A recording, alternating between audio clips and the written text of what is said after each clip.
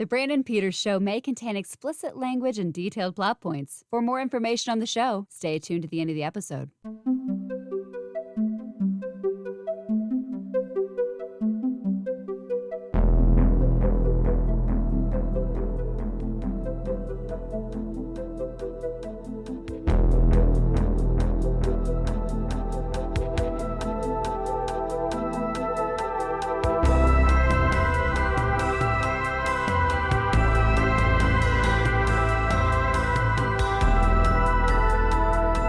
And now, here's Brandon.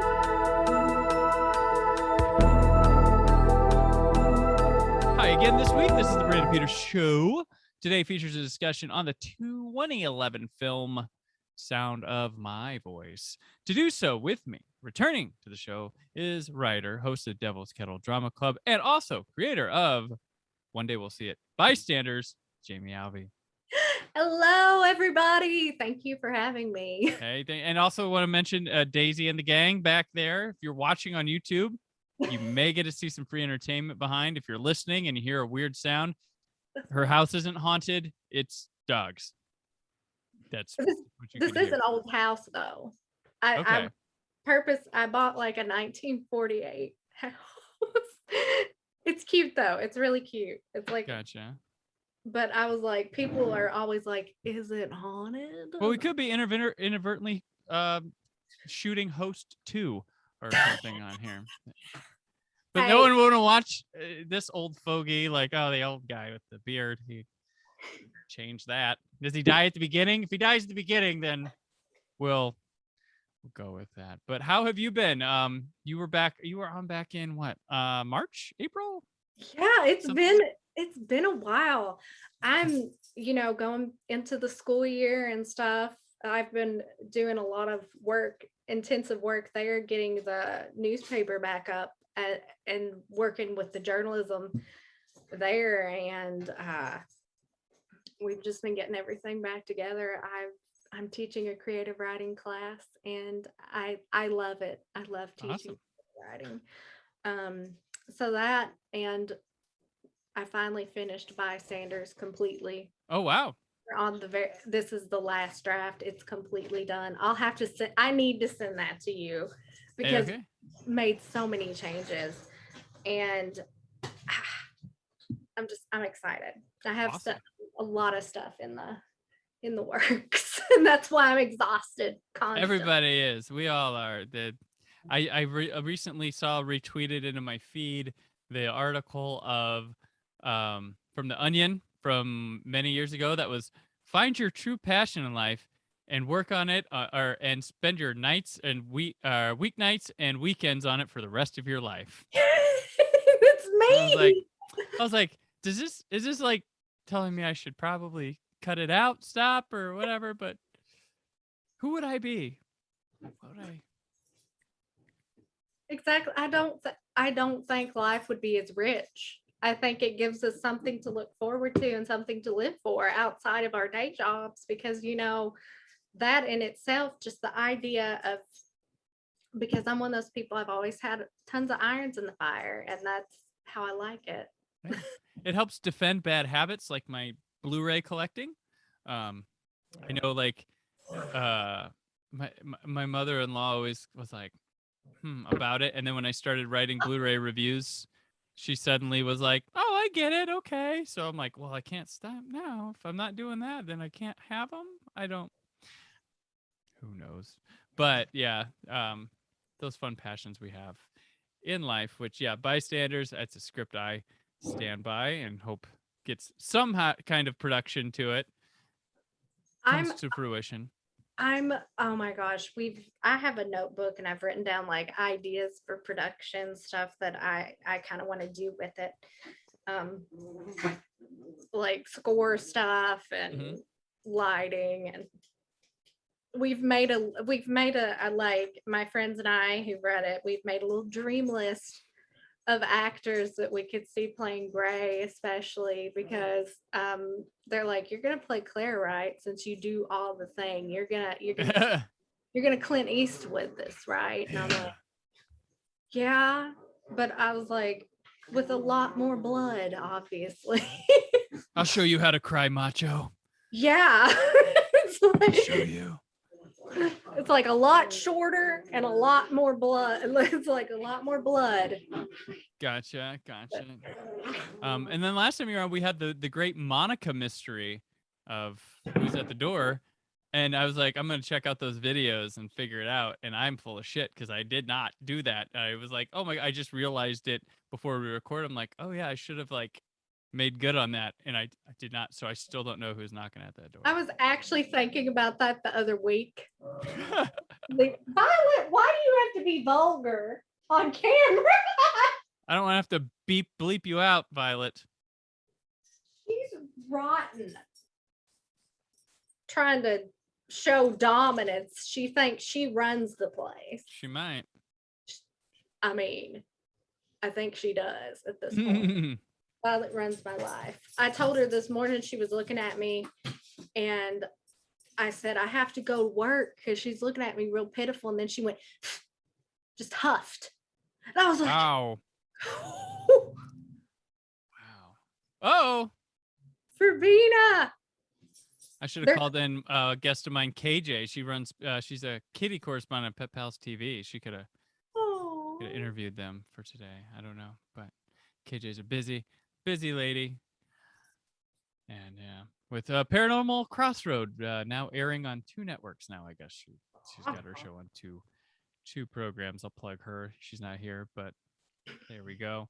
But yeah, so we're here. Let's dig into this next film of mine that I have selected. If you're just coming in this week, if you're like, oh, Jamie Alvey's on, I'm listening to that. I don't like the other fogey, but I like Jamie to talk. What I'm doing this for this week of the Brandon Peters Show is the past year. My guests they've gone over that. They picked the movies. I've said something that inspired you at some point in life, or is just like an odd favorite, something unique to you to talk about. And now I'm turning it over to me, letting my ego drive the show, picking some of my odd or unique favorites to do. So I have selected the movie today, and the movie is Sound of My Voice from 2011. It's directed by Zal Batman Glitch. I watched the extras and I heard his name and I was like, that's not how I would have said it. But he has the word, it's like, it looks like Batman Glitch or but Monglitch, but it's Batman Glitch. So Batman Glitch. It's written by Britt Marling and Batman Glitch himself, and it stars Britt Marling, Christopher Denham, Nicole Vicious, Richard Wharton, Davinia McFadden, and hey, Constance Wu is in this movie. I forgot that. It's about 2 documentary filmmakers. They attempt to penetrate a cult who worships a woman who claims to be from the future. The film premiered at Sundance in 2011 and was released limited in theaters. I got to see it in theaters because it played here in 2012.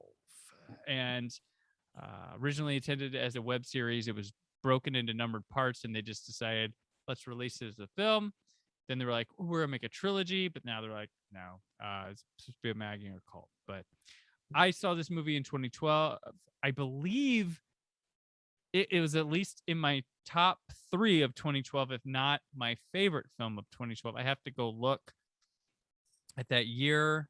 2012 was like around like 2011, 2012, 2013. There was a lot of really good, like lower budget filmmaking going on. 2012 was when I started writing for Mendelssohn's Memos, and I didn't do a top list there, so it would have been a social media post of when I did it, and I'm not gonna go digging 9 years ago to see what order did I put them in. I don't know. So it may be I did a series on my blog back in the day called Favorite Films of My Lifetime. If I got to 2012 on that, I can't remember what year I did that, then maybe it wound up in there. But the year I was telling everybody to see this damn thing. So and I think you had not seen it before this. No, but it was on my to watch list, which is funny because I loved The East. Oh, okay. The one that came after the Batman Glitch and her did that one. Yeah. So I was like, you know what? I eventually need to get around to everything they've done because I was like, I really loved that. And she was so great. And there's just a ton of great actors in that too. I mean, I love Alexander Skarsgård, not just because he is very easy on the eyes, but he's an amazing actor. Mm-hmm. Like he truly is his father's son. Like Yeah. that whole family, just the talent concentrated to that one family is It's not fair. no, it's not in the least. Because it's like, hey, one of them's got to be not that There's good. got to be the Joey Estevez, right? Yeah, and then there's like, nope, we can do everything, and I'm like, oh no. They don't have a Frank Stallone in there? No. Like, I'm just constantly blown away by them as a group. As a Scars guardian. Basically. But yeah, so I had seen. Did you? So I'm guessing you hadn't seen Another Earth. No, I haven't seen that one either, but that's another one that's on my list still. So yeah, like Britt Marling, she is a really interesting cat, and a person like I really admire, because this is her follow-up. She did Another Earth and this the same year, but Another Earth got distributed the year before, limited again, and then this one was held off till the next year. And she also did The East and the OA on Netflix. And I didn't get to finish the OA. I don't know why. What happened? Like, getting me to get on Netflix and watch something is kind of tough. I have my Blu-rays and stuff, and Netflix just is a sea of just distractions to get to. Oh wait, I forgot that. What was I on here to watch? But so she creates for herself. Like, that's the best thing about her. She does a lot of the heavy lifting for films she's in. She's self-taught in writing and producing and stuff. Like, she wanted to be an actor, and the parts she wanted to play weren't there, and she's like, I'll write them. And Bat Manglitch, she knew from Chicago, and I found out we're the same age and not far from it. We're far from each other where we're from, but they went to LA and they're like, let's just write stuff for ourselves to do. And boom, here they are. They collaborate. Like we said, he directed The East, and he did 13 of the 16 episodes of the OA directing. And I think that's just astounding. And she's in a lot of other things, but I wonder if she turns down bigger projects because she wants to just do what she wants. Like, I don't know.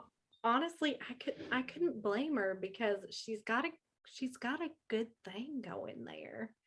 And I, as somebody that does a little bit of everything myself, I really relate to, like, the kind of roles I want to play aren't there. Yeah. So you know what, just write what you want to see, write what you want to do. Right. Yeah, right, as in RIGHT, but also right. That's what you do. Yeah, and it's definitely like, she was on an episode of Community once. That was like probably one of the bigger things I've seen her in. She also did with the director of Another Earth. She did his one of his next films called I Origins, which got some buzz a few years back or whatever. I thought that was a pretty cool little movie. In line with this, she didn't write that one or anything, but it feels like she could have. It's like, this is insanely her kind of thing. Yeah, it's totally her kind of thing. And what to get it more directly to sound of my voice, but this would also go for Another Earth.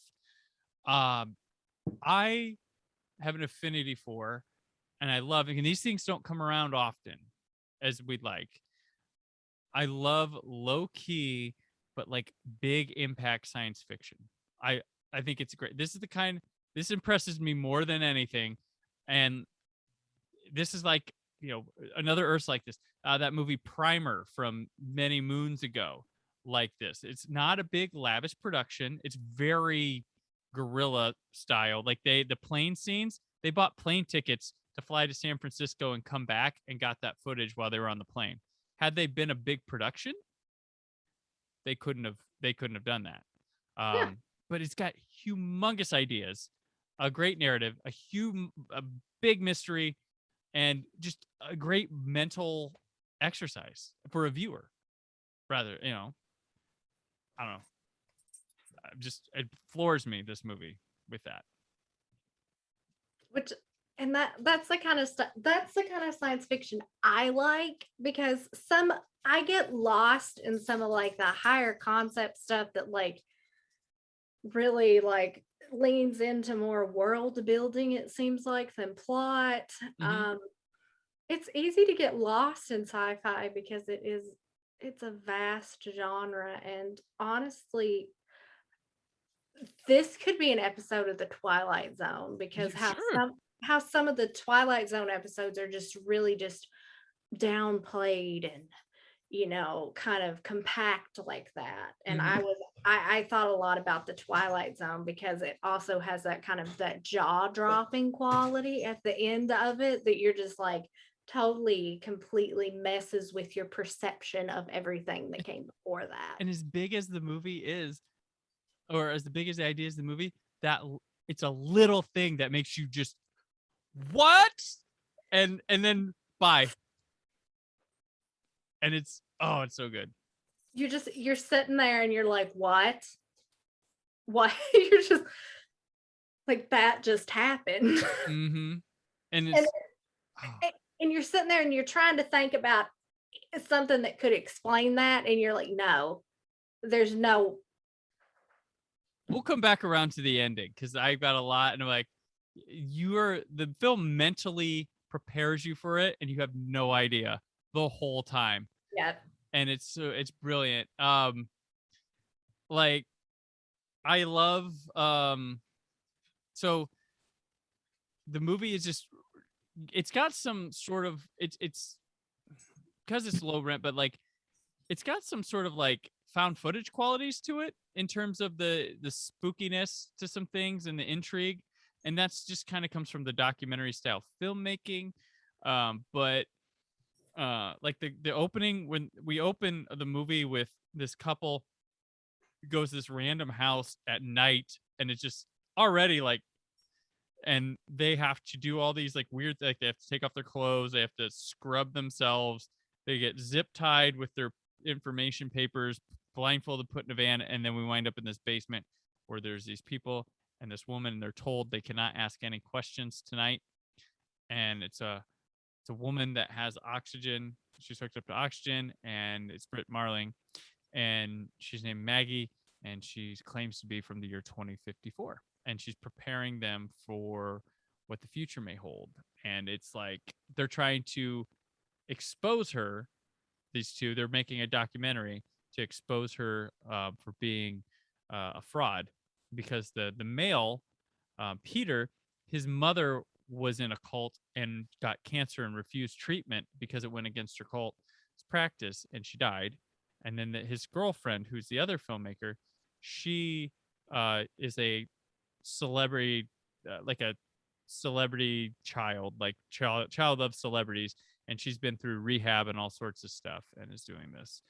And the whole movie is going through them, but you're wondering, is Maggie bullshit or is Maggie maybe real? It's interesting.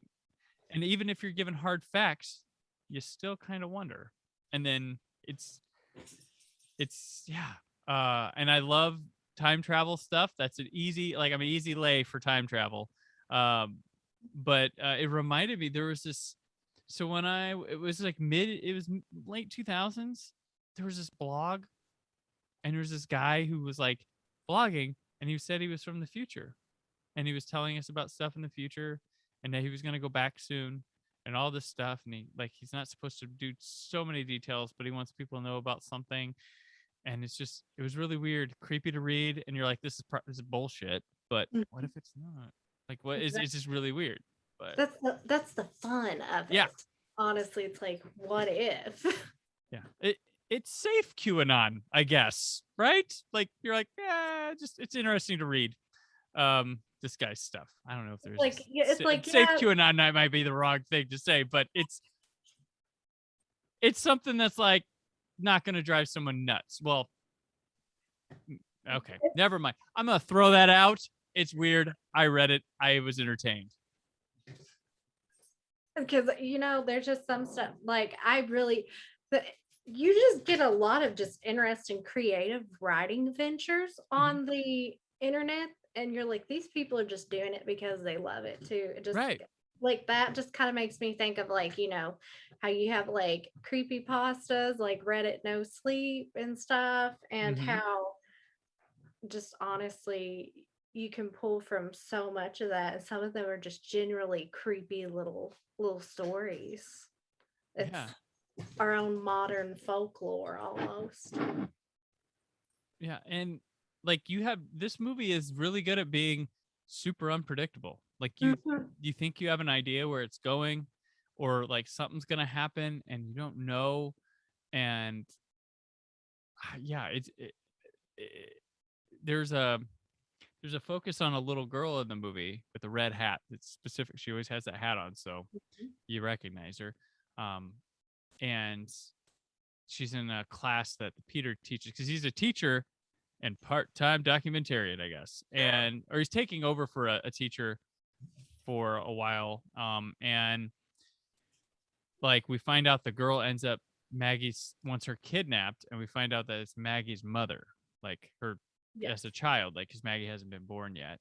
And it's like, oh crap, where are we going with this or whatever? And it gets like everything in you, like every true crime documentary you ever watched, it's sitting there right in the back of your head, and you're like, oh no.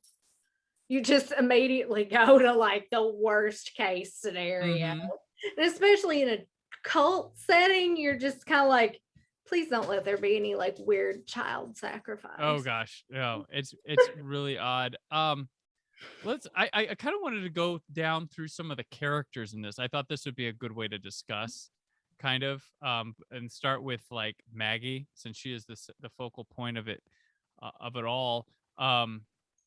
She's very performance based with her thing, and Marling is just, I don't know how she does it, but you are in awe of her just as the movie's characters are in awe, just because she just has a presence.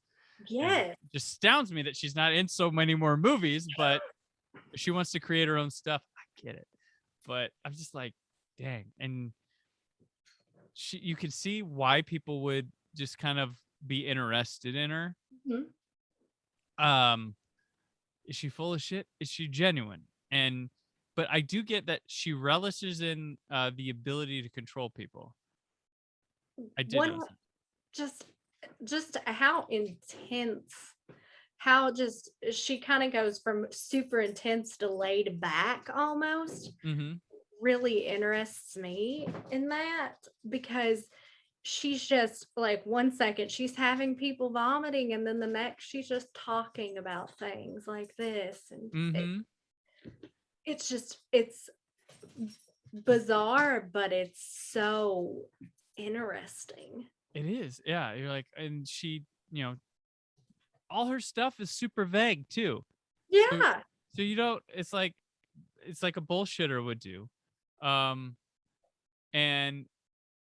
you get to see her, like, when Peter gets asked to kidnap, he gets to go back to her like bedroom or whatever, and she's smoking a cigarette and drinking whatever's in the green bottles, which they have tons of stock of, and you get to see her just like, oh man. So it's like, it is kind of a show for her. I made a note about that, about her smoking. And I'm like, I said I would question her smoking and being on oxygen and stuff, but then I think about my dad's parents, because it's like some of them were on oxygen and stuff, and then off and on, and it's like, well, they're still smoking. So I have to wonder, is the oxygen for show? Exactly. That's what I was thinking about. I was like, I see both sides of this, and I'm like, I'm not gonna run myself crazy over this one. Right. Well, that, and we have to say, like, she's allergic to the food of the time, so they grow apples and stuff in her house, where they have these meetings and stuff, and because she can't eat. There is questioned, like the somewhat of how they're growing it and stuff, but it gets deflected. Which anytime she's questioned or grilled about something, she deflects. She never answers. She turns it on the other person. I noticed that. Like Constance Wu has her husband is one of the people, and this is one of the most memorable scenes from the movie. Is someone asked her to sing a song from the future, from her time, and she says she's going to sing what was very popular before she left, and she sings "Dreams" by the Cranberries, and the guy points it out, and was like, and she said it was, oh, well, songs go forever. In my time, it's made famous by this guy. And he asked her to name something that could happen soon that she could kind of prove, because he's a fact person. He's not a faith-based person, you can tell. And she then flips on him. Can you name this? Can you do that? When was this? The weird thing is she knows exactly when the JFK assassination is, because she asked him for something from 1959 and he says that, and she goes, that was 1964, and knew the date. It's crazy that she would know that, but that's a history book thing. So she possibly taught that. But every time that happens, she turns it to the other person and never answers. And what's so interesting is you can really tell that Britt Marling went all in on the cult stuff, looking into how to create that doubt in the viewer. And it's just awesome how it's done, because it's almost textbook perfect how she does that. Yeah, and you can see different kinds of people in the members. There's the woman with the short hair who is just into it. Yeah. And she is in, and then there's a guy who's just kind of like, did you have shrooms before you came to every meeting? He's been in a lot of stuff. I know him from this movie. I had to do QC on the DVD with Milo Ventimiglia and what's her name?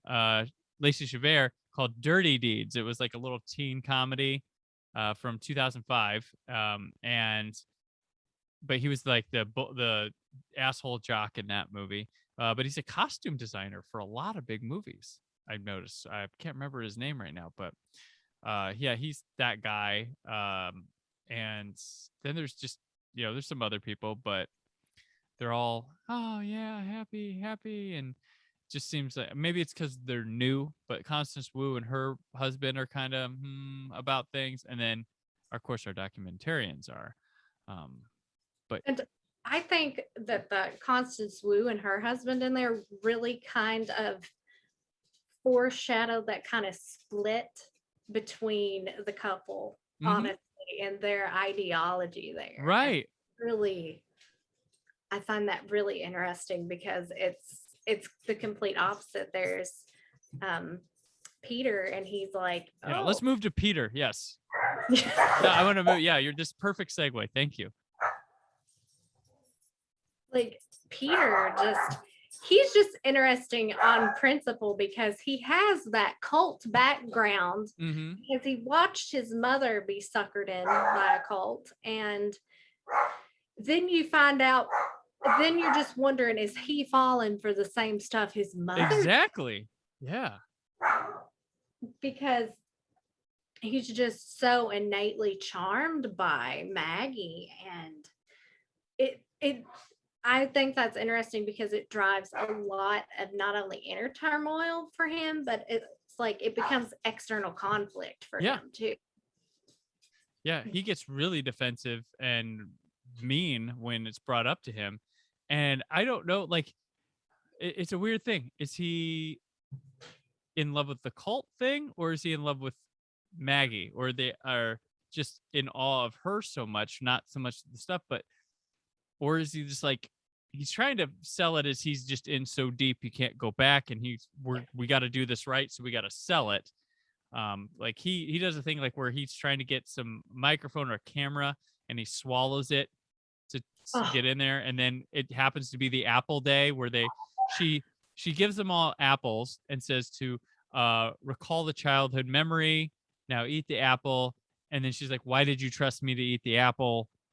It's got toxins in it, it's the bad. And then she makes them all puke it up. Well, he won't do it because he's got the thing he just swallowed in him. But he's able to get it out of the puke stuff before she could see it. But he gets in a big turmoil, and she gets into his head about his something with a parent and draws out about his mother to him. And from then on, he's a bit changed. That scene is so uncomfortable. Mhm. Like the tension in that, you're just sitting there and you're just like, what? And then you just watch her just dismantle him. She rips him apart, and then he's like, oh, this was an act, da da da. And it's like, no. Yeah. You were it's like you were taken in by that, brother. You're not that cool. Yeah. Any of us would have been, just completely just ripped apart there. Right. Yeah. It got to him. It like right to him, and he is sucked in, and he goes ahead with the plan. He's ready to give up the kid like the way she wants it, but it's the Lorna, the girlfriend, convinces him to out in public do it because there's a whole other thing with that. But I don't understand how he's just not more uncomfortable with that, and that makes you're like, that's my sign to me that he's in this more so than he's at least gone from 100% I'm going to expose this cult to now I'm 75% in the cult, 25% of me still wants to do this thing. Like he slowly builds, but by the end I think he's 75-25. Which is really interesting because he's I think it's all him and Lorna's along for the ride. And then Lorna, the girlfriend, she flops over. Like she's along for the ride and then becomes the one who wants to expose it more and questions him. Like she, I think, goes in like, okay, this cult thing's whatever. And sees what it does to Peter. And but she also herself was an addict, recovered addict. And I felt through this cult thing, through seeing what happens to Peter and her experience with it, I think she's finally actually recovered from her addiction and seeing clarity in life and stuff. I think it's this that finally cleans her up for good. Like I don't think she's doing drugs, but I think her addictive mentality is gone after that because she's probably addicted to just a relationship with Peter and doing this crazy thing with him. Her veganism too. They mentioned that. I was like, she just trades one addiction for another. Right, exactly. This is less harmless. You can, and it's like, no, nothing against veganism, but she trades one obsession for another. And that one member takes her out to shoot a gun at one point, and I think that's where she's like, I'm not addicted to this, or this is a thing that she doesn't want or doesn't like the feeling of that people get addicted to owning guns, shooting guns. Like it is an addiction. Yeah. She's a really interesting character too, because I find her to be very human. And she's in a weird way more grounded than Peter by the end of it, because she's both feet on the ground. She's like, this cult thing is a scam. Right. Yeah. And she follows through with it completely. Whereas Peter's he has his whole world rocked. Right. And she does have a grounded stuff too, because in her storyline, after her and Peter fight, she gets confronted by a member of the FBI looking for Maggie, gets her real name, finds out that Maggie apparently has wanted for armed robbery, kidnapping, like all sorts of things. And she's like, I don't know about this. And then the person goes, have they asked you to kidnap a child yet? And she's like, what? Because that's a thing that had happened. And so now we get this side of things where there's factual police stuff that kind of brings it to reality for us. We're like, okay, full of shit. And that's where she becomes an operative for them by convincing Peter to do the child thing, but meet in a public place. Like I was really kind of relieved that in case it was just, trash and whatever, that she wasn't that willing to risk a child's safety. Right, I right. mean, I was, because that's one thing about Peter that I was like, oh my God, if something happens to this kid, it's like you're not even real and I want to slap you. Right. And then last character I kind of want to focus on is Klaus, Mm-hmm. because it's possible he's the mastermind of all of this. Yeah. Like, he's very quiet in the background. They all will have to go through him. He found Maggie. Maggie's story is that she woke up in a tub in the present year of 2011, or was it 2010? It's not 2054. And she wandered the streets and stuff, and he got her off the streets, and now there's this.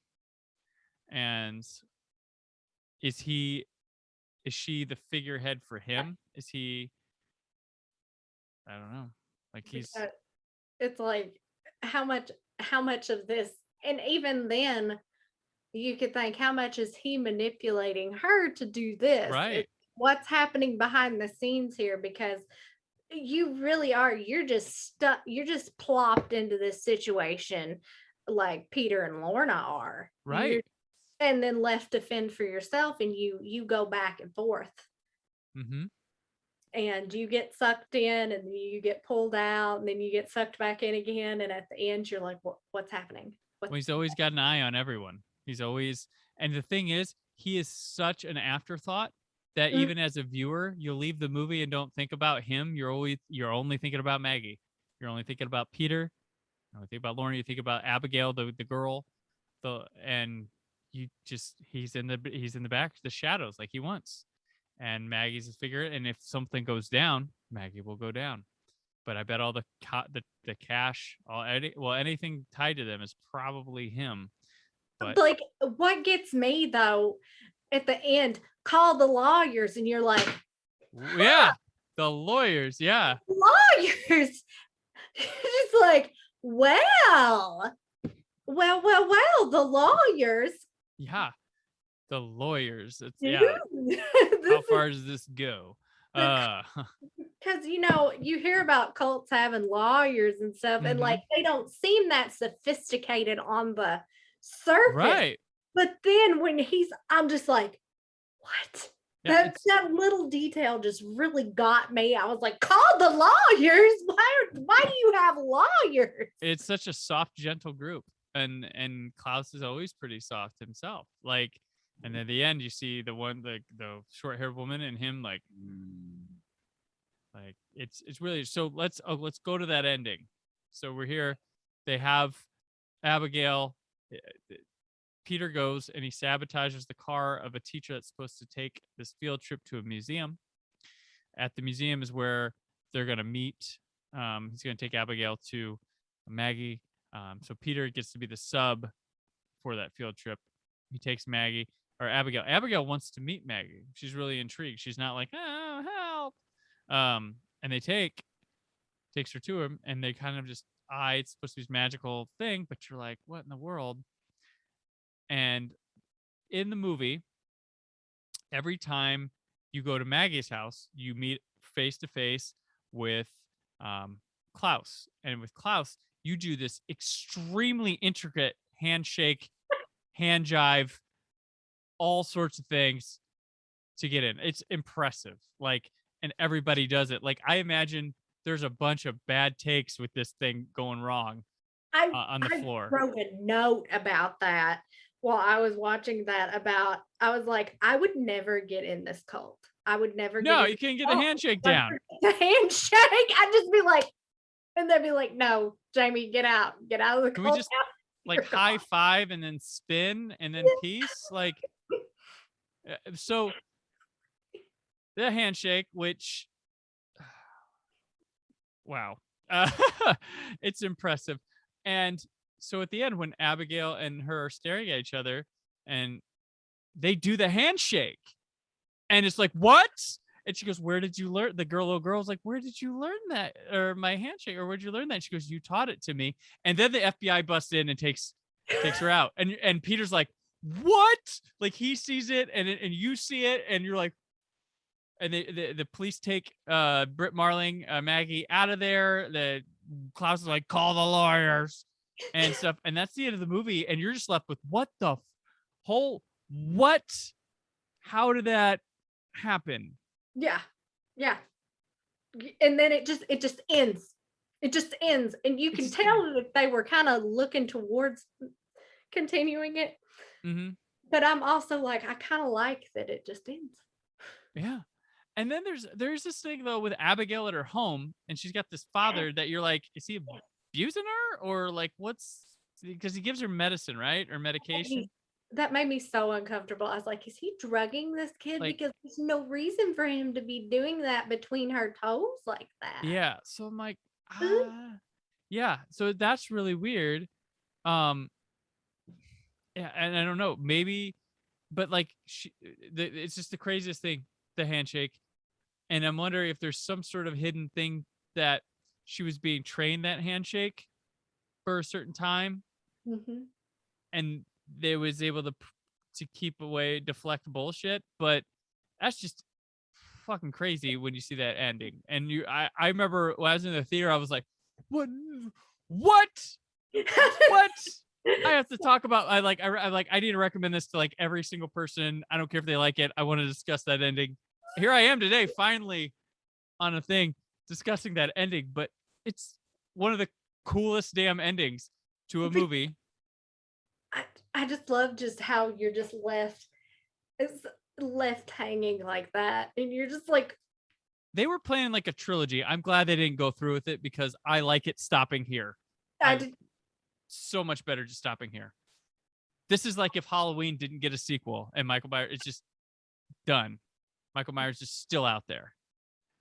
Like, I love these endings. And I'm like, I have to go back through this damn thing. I have to watch it again and again.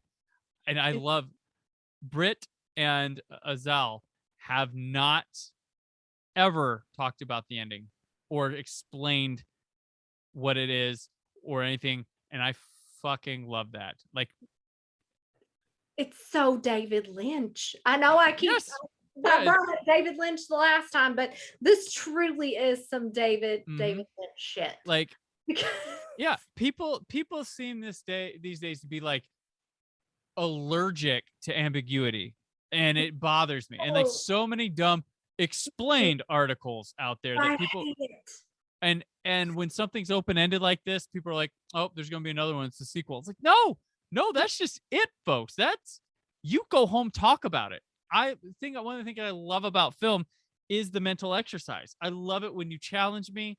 I love it when you make something that I like. You know, people give Christopher Nolan a lot of shit because he wants people to watch his movies more than once. But fucking, that's what it's about. Yes. Like, don't you want to watch a movie more than once? Don't you want your mind to think? And I get people want to, I want to turn my brain off. And okay, fine, but don't get mad at the ones that challenge you, that give you credit. Yeah, like that, like, you know. And that's fine. Like, there's sometimes I just want to watch something that's mindless, but like when I'm really engaged, I need something that's up on my level, and that's the thing. If I like it, I want to watch it again. I want to watch it a million times. Right. And like, that's when I feel truly alive. Yes. I know. I live for this. Exactly. That's what makes me just, I'm happy. I'm truly happy when I'm doing that. And the fact that, you know, people are like, well, you know, I don't want something that, I'm like, hush, you're just mad because it demands something of you. Or you don't think, or you're like, it's smarter than me. It's like, not smarter than you. Just think about it and talk about it and go, what did you think it was? I don't know. Well, what happened? Like, well, it's like, it's asking for another level of audience engagement. Yep. And I love that. I love that. And that just makes for such, honestly, here I am, I'm going to get weird and scholarly, just analytically rich just content. A movie shot for $2 with $100 million ending. Yes. Like, I'm going to tell you, like, you know, if bringing up Christopher Nolan, if Christopher Nolan had made that, people would still be talking about it widely because everybody still talks. I bet he loves this movie. I bet he's seen it, and I bet he loves it. Oh, yeah, because I think about how, you know, Inception has that open ending, and you just kind of, it just stops. Right. It just stops. And you're just like, okay. And they're like, what was that? What was it? And he's like, fucking watch the movie. Just watch it. Just watch it again. And it's like, I don't want to. Well, you don't have to. Yeah, that's how I feel about it. I like stuff that asks more of me. I like to be engaged either mentally or emotionally or both. Because I just, one thing I like about it too is it's not pandering. It doesn't treat you like an idiot. Like some stuff just kind of, it's just like, oh, okay, this is almost condescending. Yeah. But, you know, as I said, this is a whole other level of audience engagement. And I like ambiguity. I do. That's what got me onto John Carpenter. Like his endings were all like, and I love that.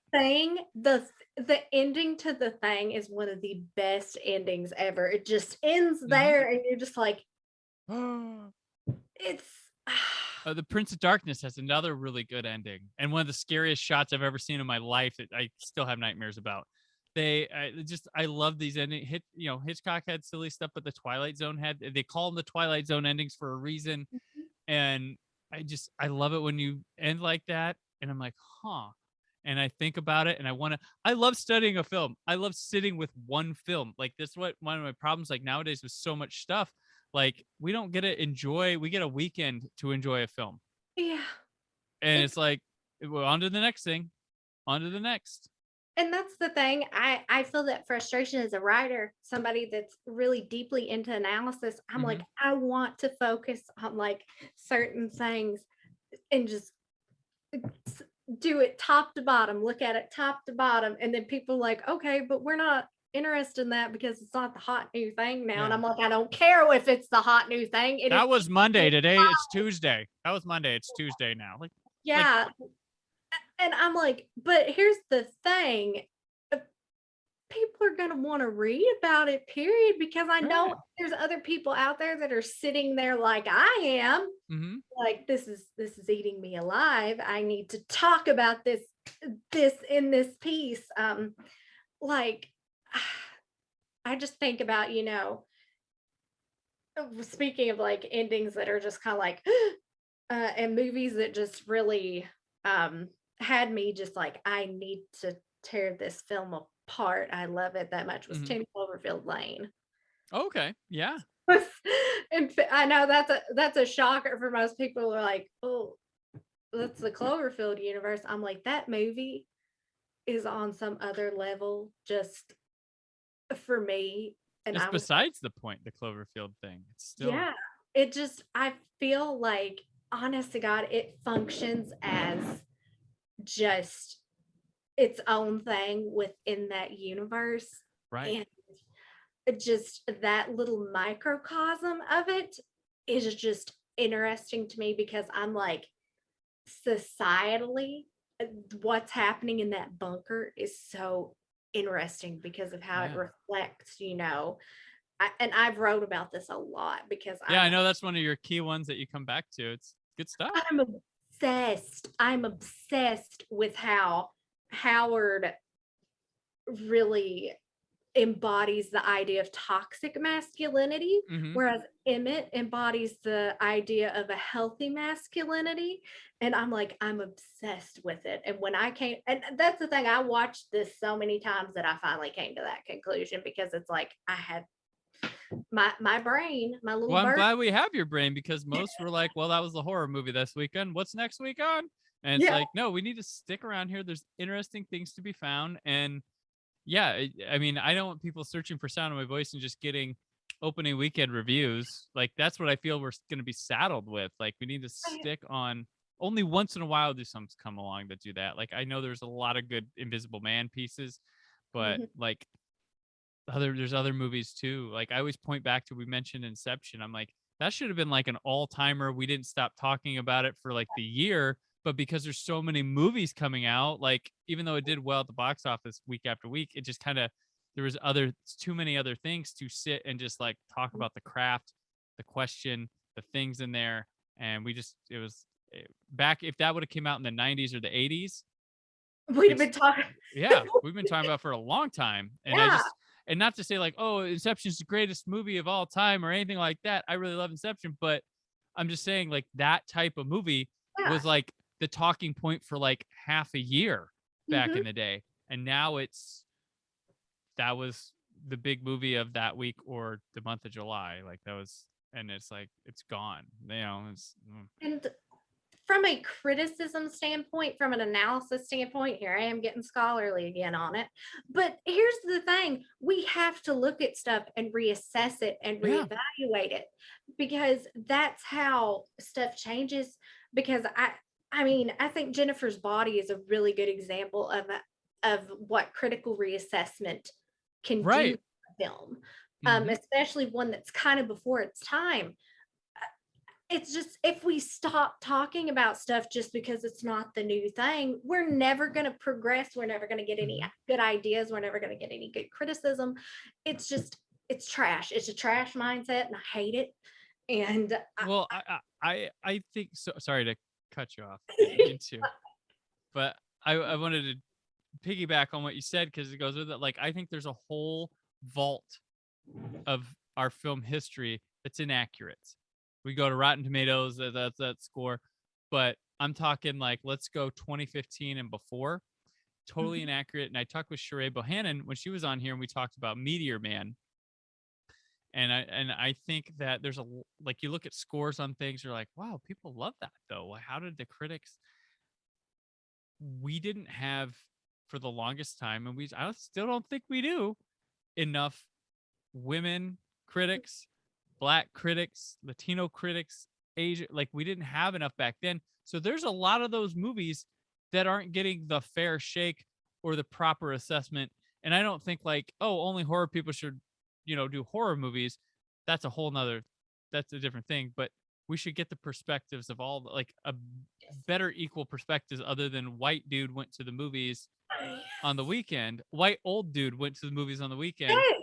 and then the young white dude comes up and he can make a movie like The Thing, Blade Runner. That's us young white dudes coming up and being like, no, that was really good. And like, okay, it's really good now. Okay, blah. But we need that with other things too. Yeah. Like Jennifer's Body, I had no idea it was so beloved till Twitter started building. I'm like, okay, cool. Like I like that.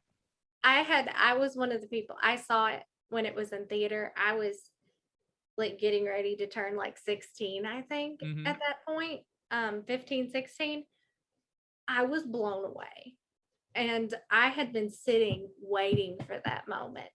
And here's the thing, there's other people that are out there with other films that are sitting there waiting for critical reassessment on Tons. on some level. It just depends on what you're interested in. And that's the thing, as you said, like so much stuff is inaccurate. Like think about like, if you pull from literature, like, The Great Gatsby, when it came out, we weren't getting like good LGBTQ criticism of that then when it came out. That was Right. the 30s. That's come like in the more recent years. Right. Like reassessment is important, and I could sit here and talk critical theory all day long because that's something I am passionate about, and this is my call for more outlets to take the chance on that. Right. Because people, that's the thing, they'll be like, oh, I'm so glad that people are still talking about this film and stuff, and I'm like, exactly, because here's the thing, stuff sticks with people. Right. It's not like, okay, here it is, we've talked about it for like a week or a month, we set it aside, it's done now. And of course, as I said, my little bird brain is still stuck in last September watching The Haunting of Bly Manor. Right. There you go. My little brain, she's like, we're still stuck on this. I'm like, okay, that's fine. And I'm still upset. That's the thing. I was like, stuff doesn't get old for me. Hmm. Because if I like it, I really like it. And I was like, please take more chances on stuff like that, because I'm like, that's the kind of stuff I want to see as a reader too. Yeah. These reassessments and these. Well, I want them because I want the recommendation, like a film I Yeah. passed over just because, and it's like, no, it's actually watch it again. It's really good, and I'm like, oh, yeah, hey, yeah, it's really good. I mean, sure, like the entire like romantic comedy genre needs a fair Yeah. reassessment. I agree because I said, I had this discussion with my friend Emily. We do this ever so often where I talk about how, horror, sci-fi, and like rom-coms get a bad rap. Mhm. Like automatically people just turn their nose up at it because it's not just some snooty Oscar bait drama of the second. And I'm like, but there's some real content there that deserves proper analysis, that deserves proper attention, that it's not getting. Right. Yeah. They have their own like award circuits and stuff to get awards, but in a mainstream way, It's they just, don't. it makes me so sad because it's the people, they put their heart into it just like everything else, and it's just as good, Yeah. if not even better sometimes. Right. Right. Just, this is something that makes me just deeply sad. Like people automatically like sound of my voice is like, oh, this is a low budget film, and I'm like, you know what? But this is more. Get This is probably one of the most truer science fiction type tales than most of that decade. Like this, like a lot of science fiction, you were touching upon it earlier about like it's more set decoration than it is actual science fiction ideas and stuff nowadays. Like it's like fantasy films or action films with space stuff, and like this, the real hardcore sci-fi um it, doesn't happen a lot. it feels very Ray Bradbury for me, Mm-hmm. because you just think about like a Sound of Thunder, Mm-hmm. like into that short story, like which deals with time travel, like, and that ending is just such a jaw dropper, and it ends there. They Mm-hmm. leave you there. So it feels very much, a love letter to that kind, the Yeah. older type of sci-fi that wasn't just spectacle. It left you something to think, to mull over. And the fact that they took this web series and somehow it works as a 3-act structure is just Yeah. crazy, when it was just supposed to be these little vignettes that strung together a story, and then hour and a half movie, boom. And yeah, look at this. It's like less than an hour and a half, like an hour 25. Yeah. There's more character building that like it doesn't need 2.5 hours to do this. Mm. It's super tight and effective, and a Netflix show or a movie today that with a bigger budget would have felt the need to tell you about every single person in that cult and why they were there, what they're looking for. The FBI would have had some sort of background that related to it a little bit, and all that, like But all this unnecessary stuff, tight, trim, thrill me. basically you would have done like Stephen King, bless his heart. He gets so caught up in his own world building. Yeah. Everybody has a backstory, and it's like, I'm gonna tell you about it. Right. I mean, like this, I'm getting these things we've been talking about today, whether it be Maggie or Peter, Lorna, Klaus, all these people we're coming through aren't necessarily because they showed it to us. It's looks on the actors' faces. It's physical action scene. It's through what they're saying and how we interpret it. And that's good writing. That's where you want, rather than I was this person and I did this. Oh, well, that's a sad story. It is. And then like they don't tell us, they show us. And that's the best form of, that's why I love movies, because movies can do that and the others can't. Like it's got a visual medium that, I can read and get the same thing out of. I can, uh, prettiness. Like I love cinematography, but you can look at a great photo and get great framing. But the way the moving picture does and the way editing can convey, it's astounding. And this movie has a lot of that. And our conversation today is heavily off of what we got from that stuff. Exactly, because we only have what we are given. Mhm. With like a lot of stuff, like I like the ambiguous elements and things, because like you get so many interesting theories and whatnot that Mhm. goes into that. I love film, period. Right. So Well, I love sharing it with like people like yourself, where like you tell me things, I'm like, oh, that starts informing and I'm like, oh, and it can help my mind and like I love it. Like, and something like this is such a conversation starter and and such a I talk to my students about this, like, when you're writing about something, you're entering a scholarly discussion. You're entering that Mhm. everything's in discussion with one another, and everybody can bounce off of that. Yeah. It, It's the thing like I used to love doing where when I was in like high school and stuff, like we would, go to a movie at night and then go like get like breakfast at IHOP like right after or something and talk about the movie, something like that. And then my friends apparently grew up and I did not, because I still love to do that. I don't go to IHOP anymore, but to that- discuss movies. And then in LA be like, let's go get a drink after, talk about the movie when I lived out there, and that's what people do. But it that- doesn't stop at the credits. Like, yeah, that's the kind of thing that like I grew up doing that with, mhm. because I was the weird kid and like my best friends were my parents. I was very lonely. So what, I did that with my parents, and that was, That's awesome.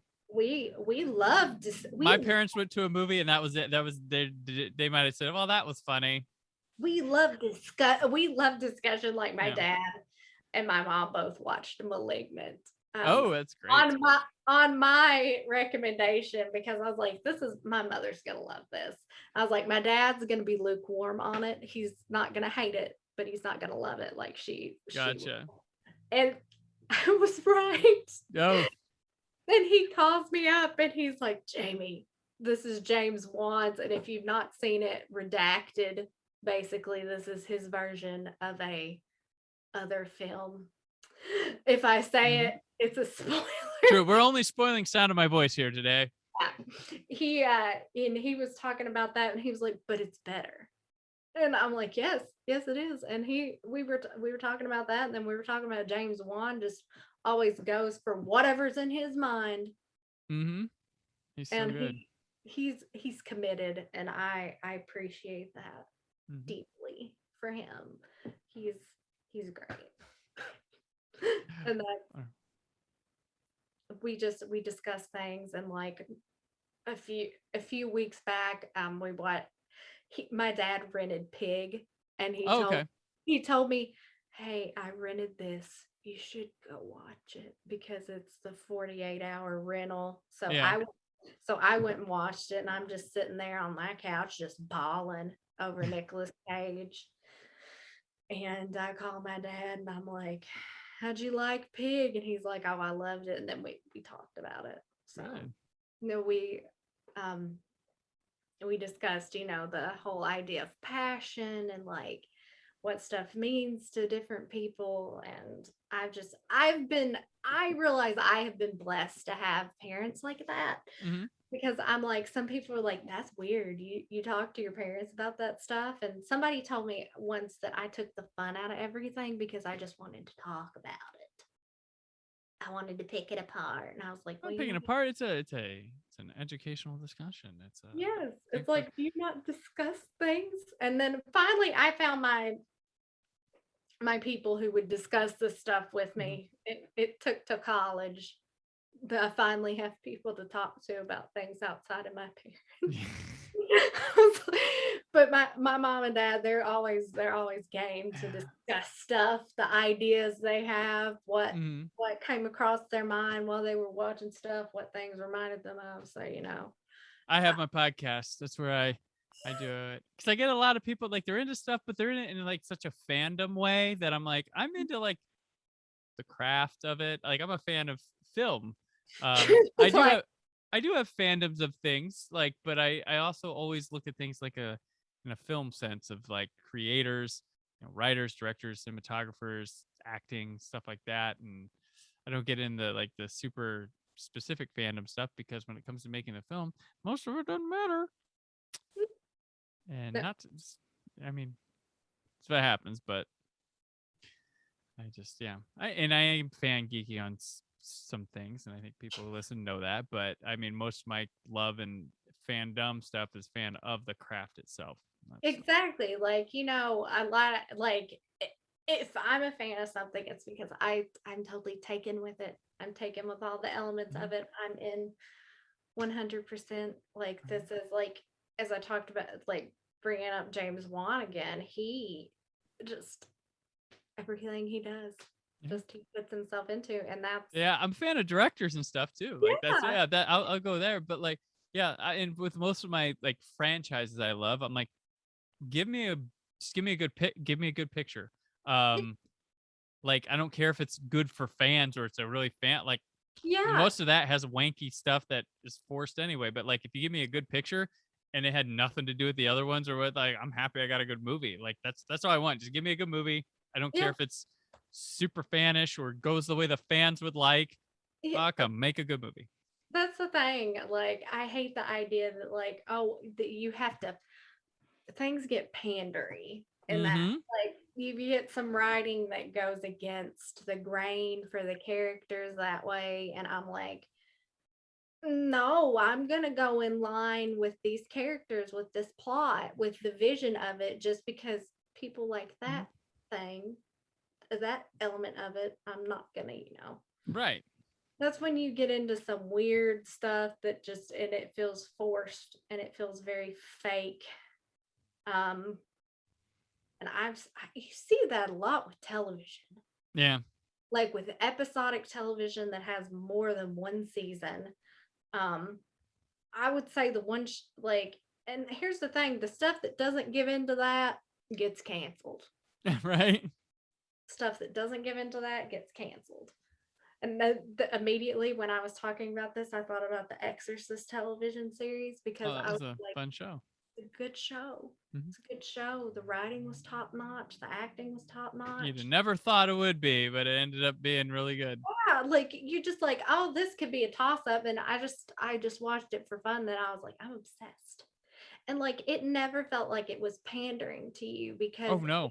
everything was done in line with the characters and the plot, and it was just a really good show, and it explored so many cool things. And then I was And heartbroken. now they're gonna do another one, which will likely be pandery, but I'm worried about that, because I was like, we already got a good sequel, y'all.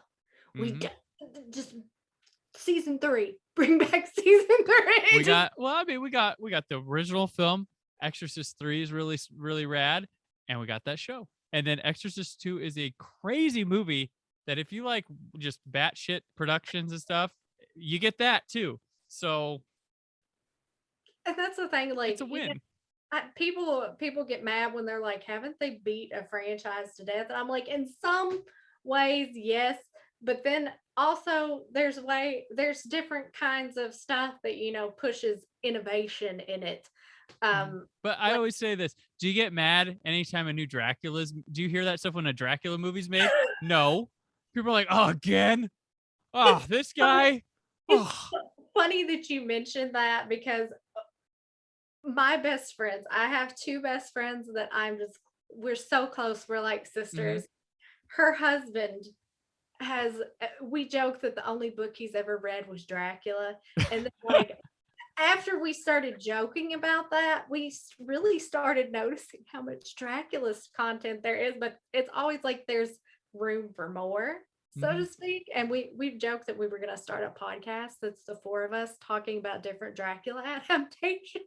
Yeah, Because you'd have a long run of that show. yeah, there's just so much content out there. And it's like, yeah, like what you said, nobody's fussing, like, because I can think of like 4 Dracula things off the top of my head, because Mhm.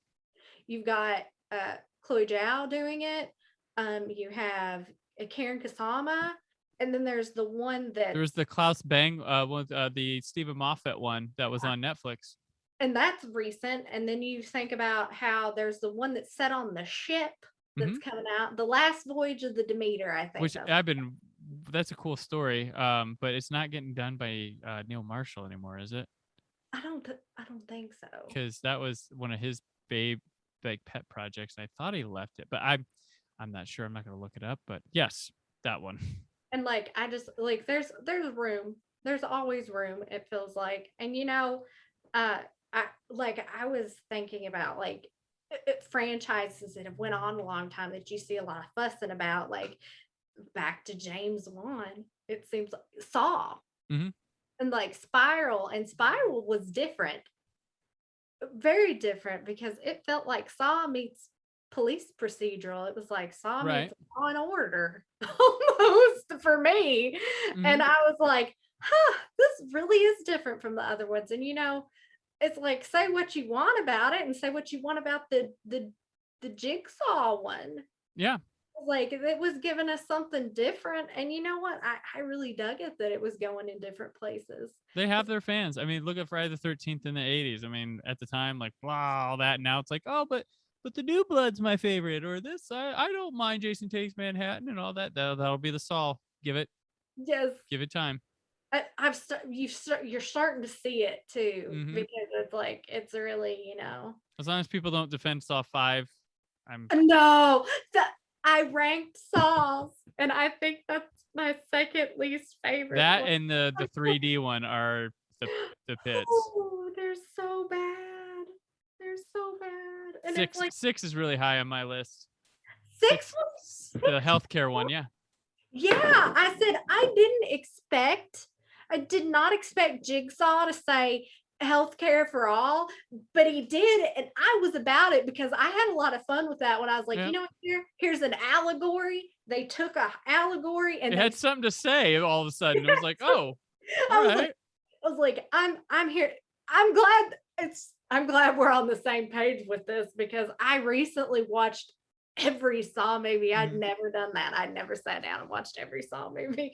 And then I did, and I was like, yep, here's my Saw. It's just like Saw 6 is so fun.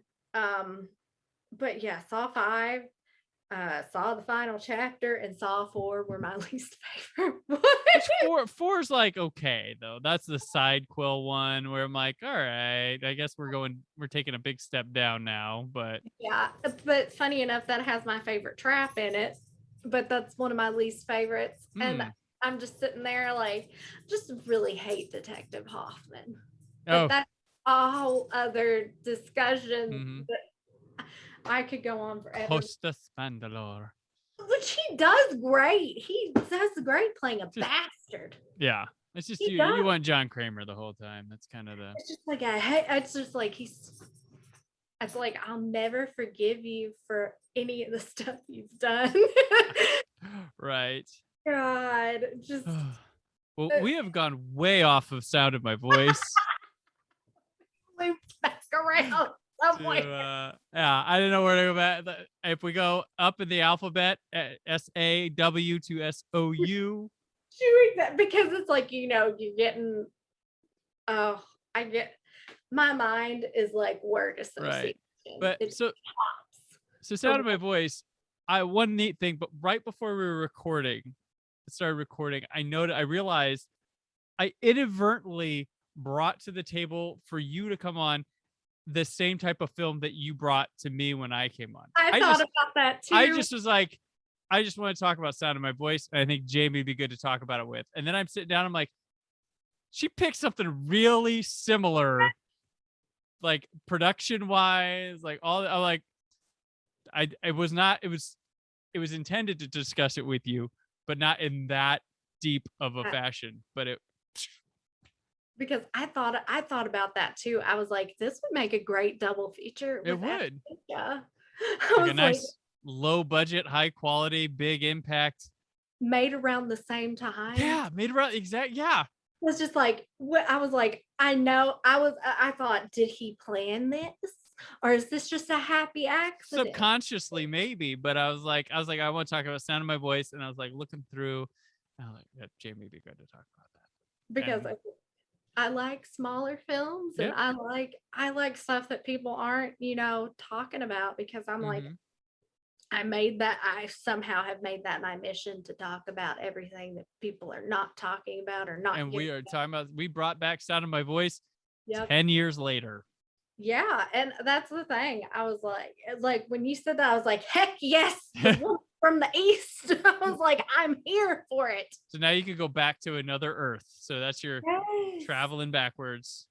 Just go backwards and just watch everything. And that's the thing. Like I'm slow with stuff, but I'll get to it eventually. At your own pace. That was my goal in 2020 when January hit. I was like, everything at my own pace.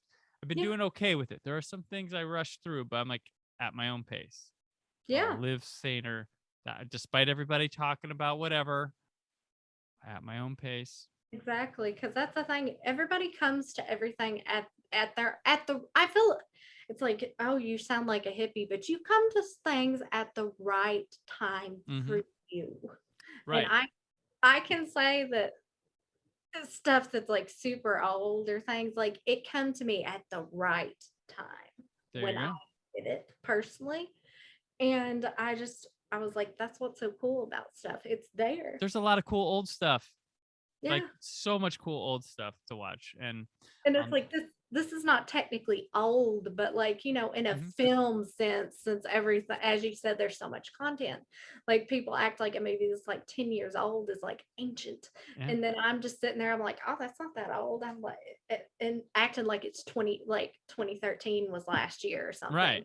Because it's like, I'm like, oh yeah, that's not that old. And then people are like, well, that was a decade. And I'm like, well, that's still not that old in the scheme. No, it's not. Not at all. I was like, it's not like we're talking about eyes without a face or something. Right. which is definitely older. And I've actually sat down and watched a lot of those older movies and stuff, because it's, as I said, I like assessing stuff. Yeah. From a different standpoint. Modern criticism is not dead. Some people be like, well, you can't look at this through a modern lens. And I'm like, that's literally a school of criticism. Yeah. And literary spaces, and people are like, well, film's not literature. And I'm like, buddy, you would really hate the textbooks that I pick out for my classes, because they actually talk about how film is part of literary criticism. And I was like, and these are the experts. This is the Norton Company. Oh, there you go. This is the textbook people that are saying it. This is the textbook people. So yeah, it's fun to look at stuff like even a decade on, and you can notice stuff that you didn't the first 50 times. Right. And people be like, why do you sit and watch stuff over and over again? And I'm like, my bird brain says so. There you go. I like it. I like it. And if I like stuff, I want to watch it forever. It seems like forever. Jesse and the Rippers. But yeah, so okay. But we'll wrap this up now to head out. But thank you for coming back, Jamie. Thank you for celebrating this 1-year anniversary, being a part of the show during its first year. I really appreciate it. I've had great time with both these episodes, talking with you about it. Like, this is some of the most fun that I have. I love doing these with you, because you'll get into the deeper elements of stuff, and I'm like, yes, I'm alive. Yeah.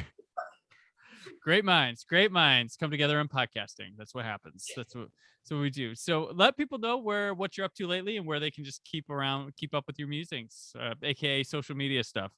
Yeah, you can find me on Twitter. I'm Jamie A. Wrights still. I'm Jamie Alvey on Instagram. You can find me there, and I'm everywhere. I'm easy to find though. When like, my Twitter is such a mixed bag. It's dogs, me crying emotionally over something, whether it be my life or a film.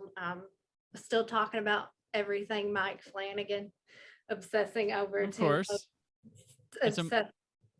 obsessing over 10 Cloverfield Lane 5 years later. The Mike Flanagan Stan account. That's what kids call it. It is. My Twitter, my life has been a Mike Flanagan Stan account since like absentia. There you go. Actually, because I remember when he just had 2 movies out, and I'm proud. That's all I can, because it's like, I joke that Mike Flanagan is one of the only people who's never let me down. Mm-hmm. But I'll say it. He's never let me down, and I'll plug Midnight Mass. Y'all aren't ready. Nobody. No. I'm excited. Awesome. I'm excited to see the reactions to that. Cool. It's gonna be neat. I'm excited for them. Looking forward to that one. So yeah, I've got a review coming out. Should be around September 20th. All right. Yeah. So I'll be on the internet and I'll check it out. Yeah. I'm working on that, and I've got some other irons in the fire, like some stuff with Lee Winnell's work. I'm trying to think, what else do I have? I'm getting scholarly on a horror comedy movie. Oh. I've talked a bit about it because I was really struck by, Boys from County Hell.